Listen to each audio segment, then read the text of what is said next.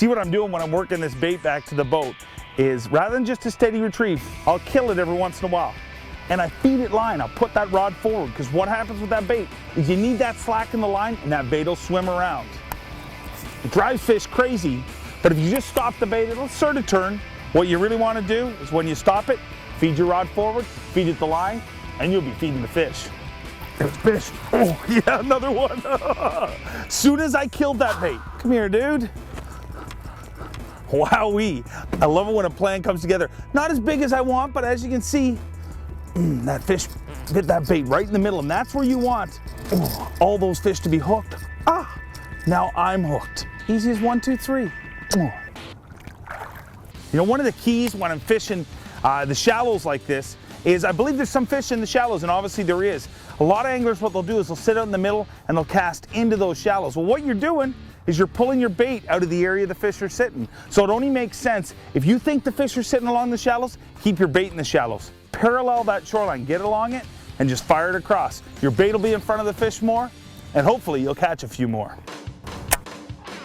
There's fish. Oh, saw fish surface out there. Always, always, always, no matter what you're fishing for, bass, pike, muskie, walleye, trout, bluegill, or carp, when you see a fish surface, always, always, always cast to that fish. Come here, dude. Another little guy. As soon as that fish surfaced, I fired that bait out there.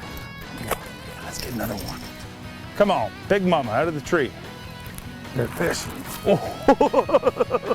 Stay down, stay down. Come here, dude. Another one.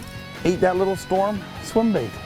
So we know these fish are gonna eat a swim bait. We just gotta get the big ones to eat. And I'll tell you, last night, it got a little bit colder than usual. So maybe these fish, you know, the bigger ones, want something a little bit slower. But I'm hoping to catch them on the swim bait, so I'm gonna keep on chucking for a while. Here comes a fish. My bass sense is tingling. Oh! Ah!